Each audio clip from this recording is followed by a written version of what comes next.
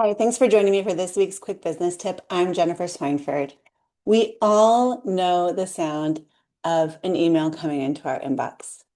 It governs our lives. It dictates our attention, our stress levels, and most of our days. But let's think about what that sound represents. Today, I want to slow down and talk about the most misunderstood, abused, and neglected piece of marketing in today's world. It is your email inbox. Now, last week we talked about building a lead magnet and how asking someone to subscribe to your newsletter is a huge mistake. Instead, we talked about offering real value and used the example of the red flag remodeling checklist and using that to earn email addresses. Once you've created this piece of marketing, then what?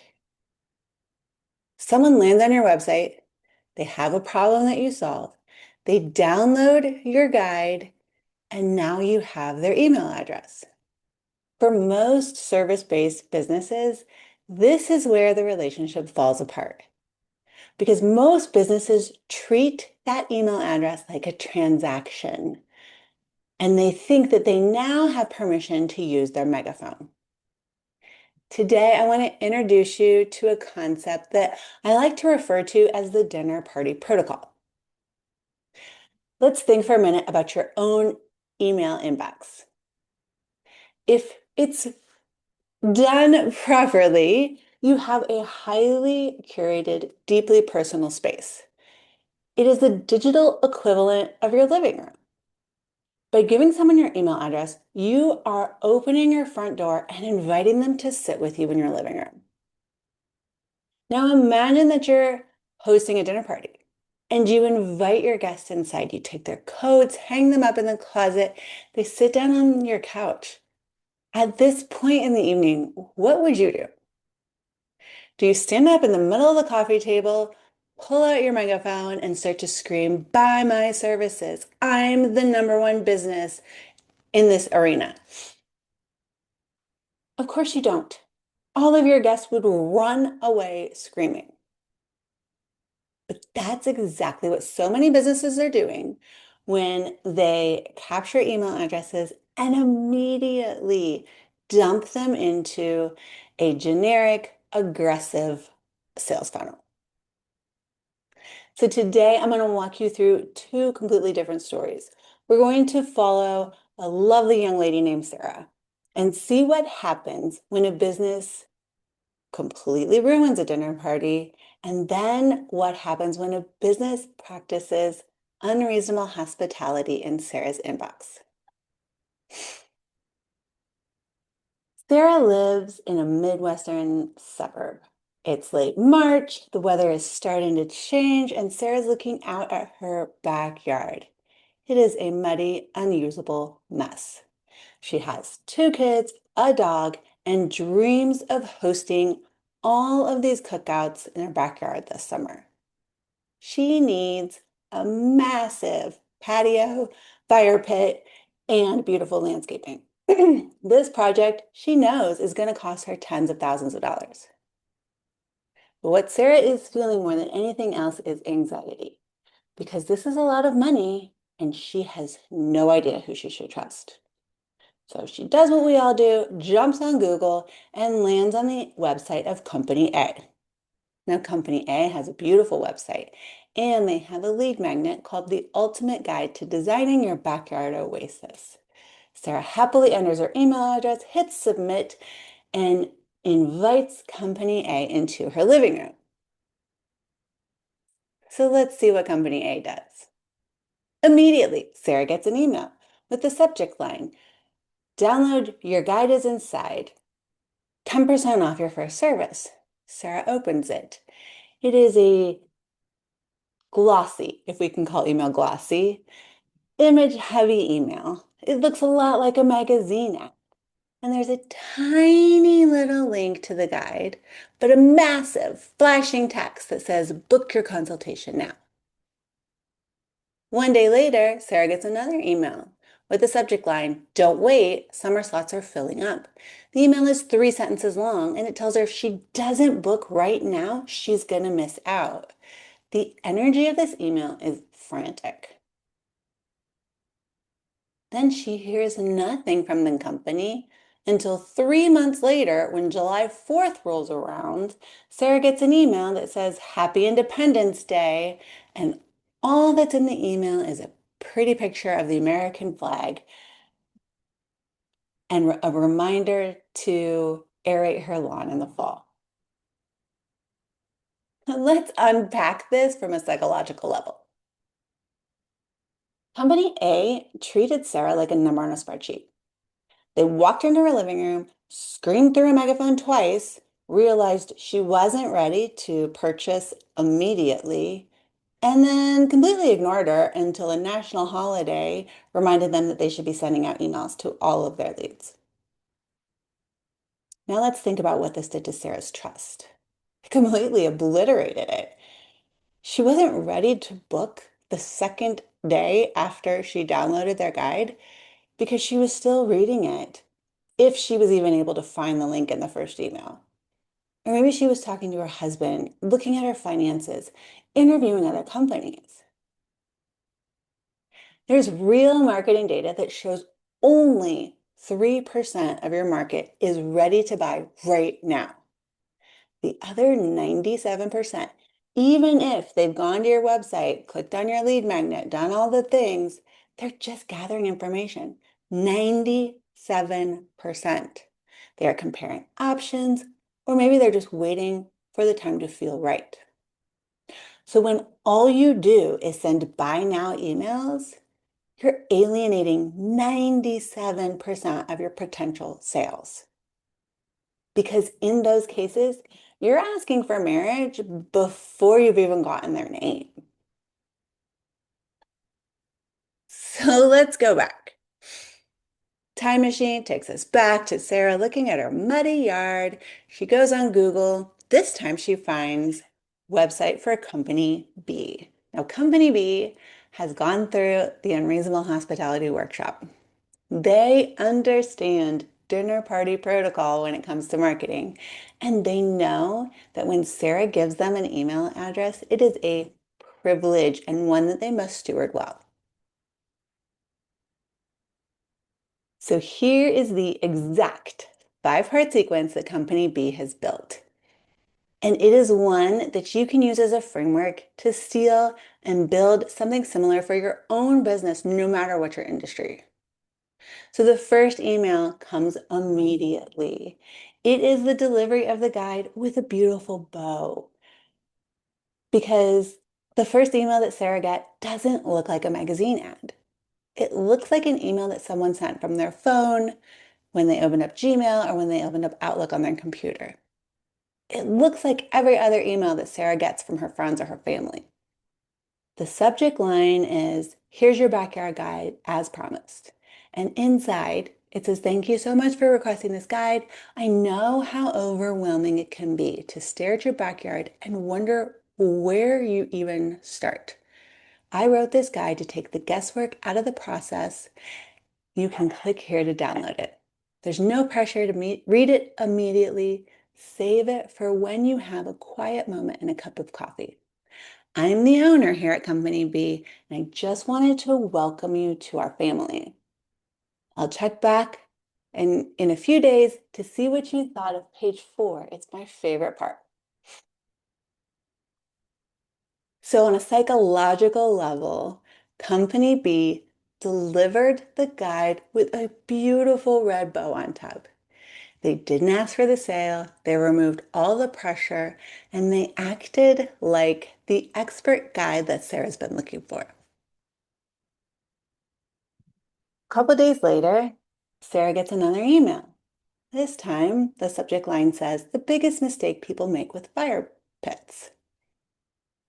The email says that they're checking back in, hoping that she's had a chance to glance at the guide and that they were just talking to a client who almost made a huge mistake. They wanted a fire pit right next to their back door. And while it sounds cozy, We had to explain to them that the smoke would ruin their sighting.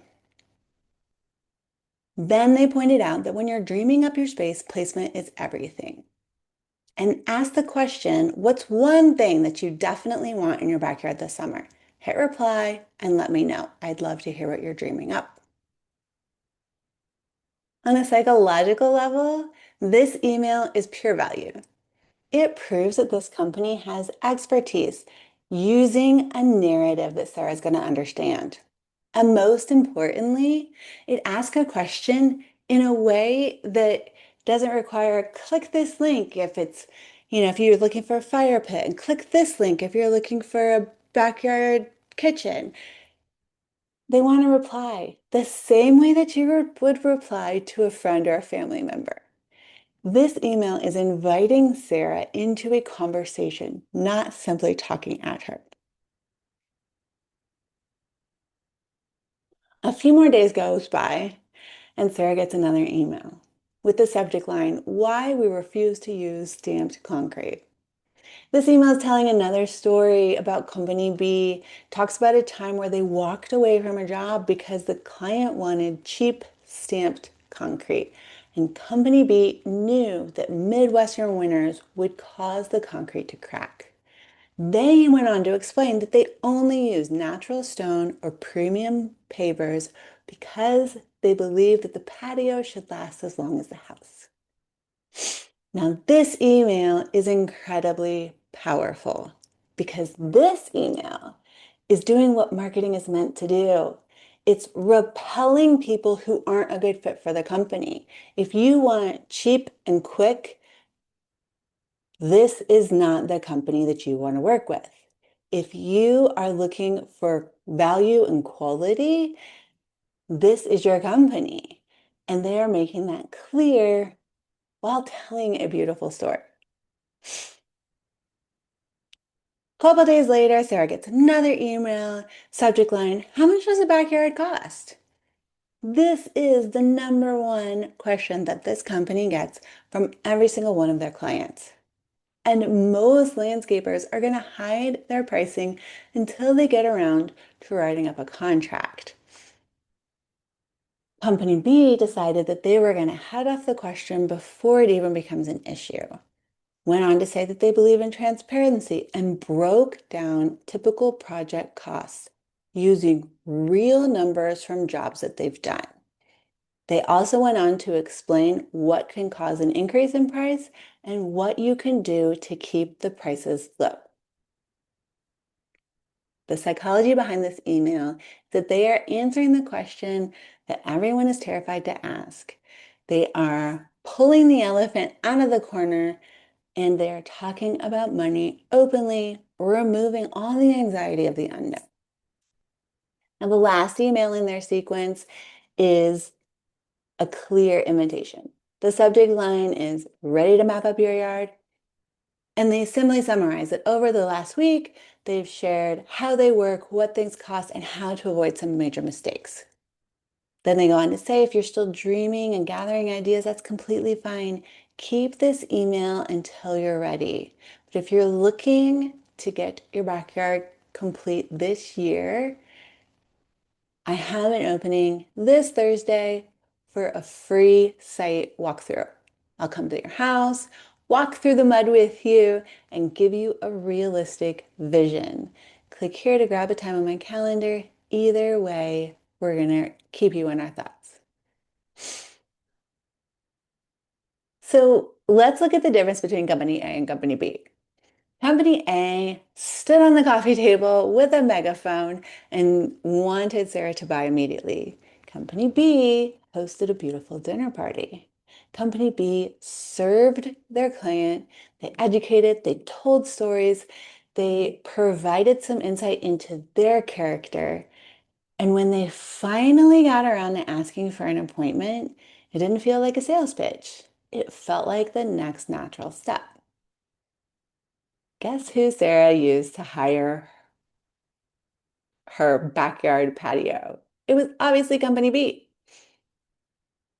So now that you've seen the architecture of the sequence, let's talk a little bit about some rules that you need to keep in mind when you're writing these emails, because the words that you are using matter. Whether you're a realtor, writing an email for a first-time home buyer, an HVAC tech, or a life coach, the rules stay the same. Plain text wins every single time. If you've gone on to MailChimp, ConvertKit, or some other account, and you've seen their gorgeous templates that have a bunch of pictures, 2 or 3 columns, and your giant logo stamped right there on the top, that's not what you want to use. Think about when you're emailing your mom, your best friend, your spouse. Are you going on to MailChimp and using flashy templates? Of course not. You simply open up your email app and you type some words. So if you want to build trust, your marketing email should look like normal emails. Now, I'm not telling you to send out single emails to every single person that downloads your lead magnet. You obviously want to do it in a platform like MailChimp, ConvertKit, high level. But you still want them to look like they came directly from Gmail or Outlook. Use plain text, a standard font, one link. And what you're doing here is you are bypassing all the red flags that your brain waves when it sees something as advertising. And instead, you're speaking human to human. Rule number 2 is pretty obvious and a lot of people do it well. You want to write to a single person. You never start an email with, "Hi everyone." When you are sending an email, you're sending it to one person, even if you're sending it to 300 people. So you need to use the personalization that comes with so many of the platforms like MailChimp, High Level, ConvertKit. Because when Sarah opens the email, she's sitting alone on her couch. So you need to write it just like you're talking to a single human being. Now, the last rule is the marathon rule. What happens when you get to the end of the 5 email sequence? Do you just stop emailing altogether? Just completely give up? Well, no. If they don't buy or take some kind of action, by the time you've sent them the 5th email, all you need to do is move them into your marathon sequence. But your marathon sequence isn't going to be boring newsletters about your company's employee of the month or something completely generic that most realtors send that sound like every other thing that a realtor is sending out. You send them emails that are essentially about nothing. They're everyday observations that you tie back into a business lesson, a tip, or a piece of advice. So maybe you're telling a story about how you burned dinner last night and tie it back to the importance of having the right temperature gauge on a grill. You want to send these emails once a week or at the very least twice a month. It's a way to stay top of mind, provide value, and show them a little of your personality. So when Sarah's neighbor asks her, "Do you know a good landscaper?" Sarah's immediately going to think of you because you were in her inbox this week making her smile. Now, we have covered a lot of information, and if you want to go back and listen to parts of it, that totally makes sense because inboxes need to be a serene place, not a place where you go screaming through a megaphone. As business owners, we are entrusted with people's time, money, and attention. And treating an email address with respect isn't just a solid marketing tactic, it's a reflection of your character and how you do business. It's a reflection of how you view the people that you've been called to serve. And if you view them as dollar signs, you will send them a buy now email on day 2. But if you view them as human beings who have fears and anxiety, and they're looking for someone to help them through that, you will take the time to build the 5-part dinner party email sequence. So here's what I want you to do this week. Look at whatever automated email you have that goes out when someone contacts you and read it out loud. Does it sound like a robot? Does it sound like someone who's desperate to make a sale? Or does it sound like a warm, confident expert who's welcoming someone into their home? Block out 2 hours this week, once you've done this, and open up a blank document or pull out a piece of note paper and write your own 5-part sequence. The first one is simply the delivery. Make it clear that you are giving them what you promised to give them. And guys, these emails don't have to be long. They need to be as short as they can to communicate what needs to be communicated. And they also need to be as long as necessary to communicate what you're trying to communicate. So once you've sent the delivery email, email number 2 is when you let them know that you see them and you understand what they're going through and tell a little micro story. Email number 3, this is the paradigm shift. This is where you show them how much you care. Give them a little bit of an aha moment. Get them excited about your business in from the perspective of these people can help me. Email 4 is typically when you're going to talk a little bit about the money and or some objections that you hear from clients all the time. And email number 5 is the clear call to action. Now, I will say emails 2, 3, and 4 can have a soft invitation, maybe just a little blip here or a PS of if you're ready to take the next step, book a time on my calendar. I'll come out and take a look at your yard.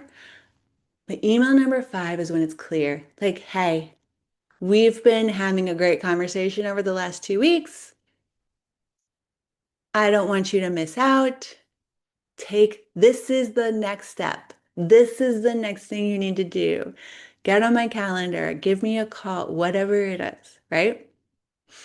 If you set up this very simple 5-part sequence, I promise you will see a change. You will end up stop chasing. You will end up stop. You will be able to stop chasing cold leads and start welcoming clients warmly into your narrative. I'm Jennifer Swineford with Limitless Impact Agency. I want to thank you for giving me your time today because I don't take this lightly.